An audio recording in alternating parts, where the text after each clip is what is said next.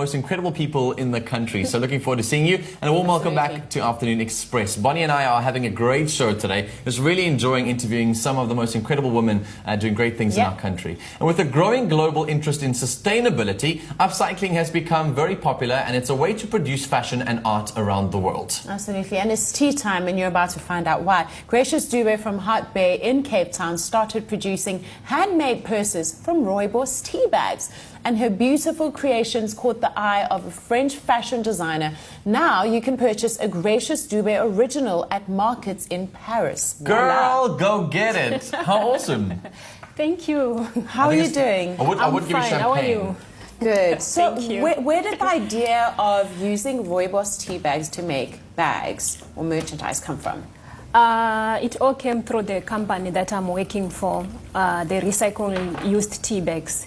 So I started to work with them, and through working with them, the lady who started the whole thing, she gave us an opportunity to say you can create your own things at home, and they can sell it in our shop in order to earn extra cash. Oh, cool. So when I was at home the other day, I just decided, okay, I want to make a bag. I knew I wanted to make a bag out of tea bags, but finding the right glue to make the fabric, it was not easy, but that's how the whole thing started. Came about. So when I imagine a tea bag, right, it seems like it's the material is quite thin, flimsy, and that it would break easily. So how do you get it to be quite resilient and tough? I'm only using Rooibos tea bags. So also Are those the strongest ones? They are the strongest one. So also in making the bags, I've realized I tried to use other tea bags, but then I noticed that they were not as strong as the Rooibos. So I noticed, I think the Rooibos tea bags, it's because the tea itself is got the grains. So the tea bag, it has to be strong. I see, so it doesn't break through. So the Rooibos tea bag is the one that I use, and then with the right glue, it's working perfect. I'm dying to know, are you even a fan of Rooibos tea? I am a fan of them. Okay. Anyway, so you were drinking Rooibos tea in any case, and then realized, cool, this is a nice way to be able to use those tea bags. Yes, yeah. Where do you find your tea bags? I mean, do you have to drink copious amounts of tea, or are you having to outsource tea bags now? Yes, I do drink tea all the time. All the time.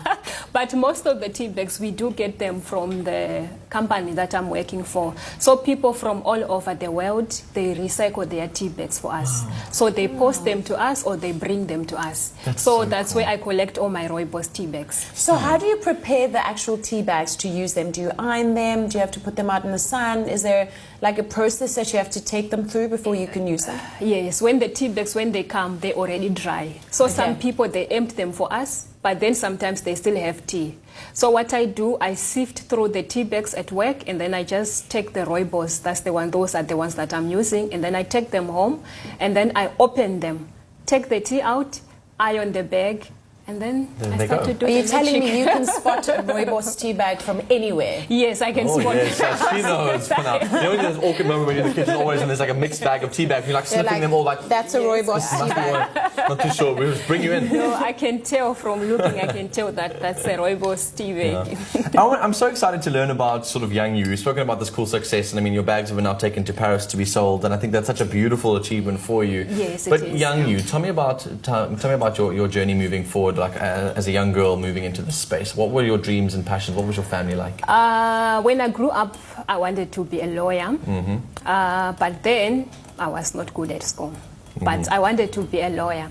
And my background, I'm originally from Zimbabwe, so I came in South Africa in 2001. You were 11, I think, at that age, or were you slightly older than that? I don't know. I don't even do I maths. was 19 years Okay, old. 19. Okay, she laughs like you see, I'd rather make you sound younger than older, right? That would be a lot more trouble.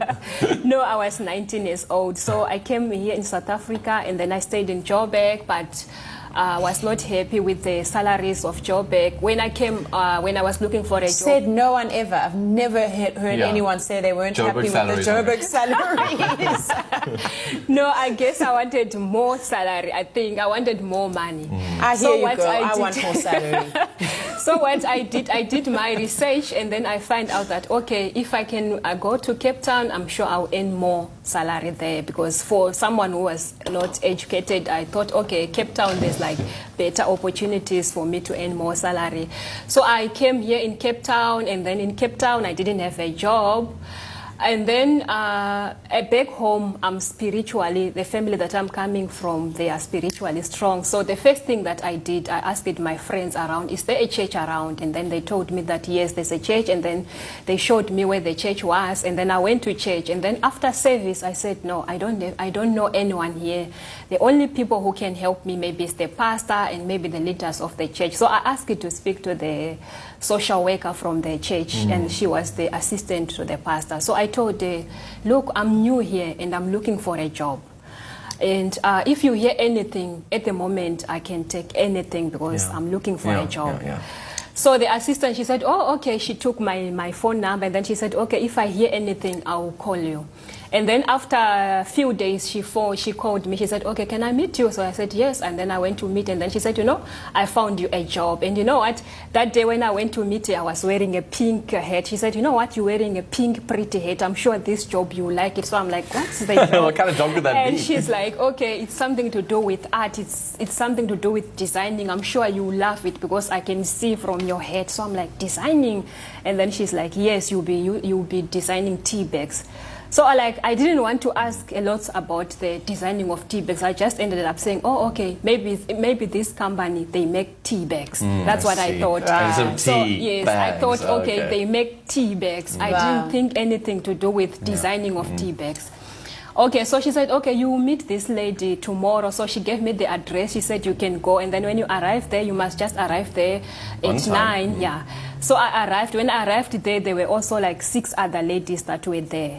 And then I met Jill, the lady who started the whole thing. And then we chat, and then she showed us the DVD. So the DVD, it was just explaining that they recycle tea bags, and it's an upliftment project that she was doing in the township, helping ladies creating jobs. Sure, and obviously for the whole thing unfolded from there, and the rest became history because you clearly got to work for her, right? Yes. But I'm so excited to know what you're going to plan to do for the other women living in Imizamo who are keen to do the same thing, because you've had an opportunity to break out of this space. Yes. Yeah. What about the other ladies? The other ladies as well, like we are getting opportunities. So other ladies, they're also making their own products out of the tea bags. And you brought some products with you today. So, yes, I did bring, and you have some models with you. Yes. Model the products. We're also working from Imizamo in the house. Hello, it's good ladies. to have you guys. Yeah. So talk me through this bag that you've got there, that she's got. Okay, that one is this bag. I decided to call it the Paris bag. The design, I got it from a French Paris designer. She came in our waterfront shop, and then she was inspired with one of my makeup bags. And then she wanted this design, but I was not making this design. So she asked it to work with me, and then she showed me how to make the design. Stunning. And then she's buying this Paris bag from but me. I also see the jewelry. That jewelry looks different to most.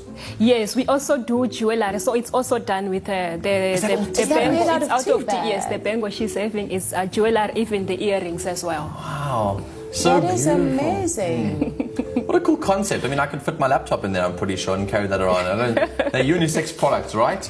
Yes. And what do you line the bags with? It's a normal lining. And then she's got also this one. It's a pencil bag, so you can put all your stationery there. Or your makeup. Stunning. Let's take a look at the next bag that we've got. Our second model can come out. We'd like to have a see at this one. You've also used this protective layer on the outside. I'm guessing in European countries like, I guess, Paris, when it starts to rain, you don't want your tea bags to melt. Okay, so this one, I call it the shoulder bag. That was the first design that I designed in 2009. Yeah. Wow. Yeah, so I did put a plastic, and from this bag, that was my first design when I got inspired with the lady who started the whole thing, Jill Hayes. Yes. So she inspired me to say, no, you must create something. And then that was the first bag that I did make. And then when I made it, I didn't put a plastic. And then she inspired me to say, no, I think you must put a covering around if it's raining and stuff. So that was the first bag that I made. To protect the I'm such a boy, but I'm intrigued to know what happens when it does rain in those bags. bags without the plastic get wet. I'm keen to see what happens. But we're so excited I'm sure- for you no, as an but- entrepreneur. Yeah, we Thank really you. are. Yeah. What are your dreams for your future?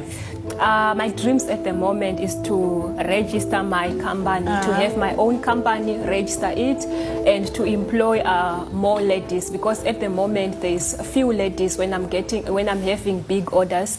There's few ladies who help me with the splitting and the ironing of the tea bags. Yes. So I'm hoping when it gets bigger, when I register my company, I can employ them full time. Yes. Well, we must finish this tea so we can give you the rest of our tea And bags. then you can get send that you back big to work. salary you've been wanting. Yes, girl.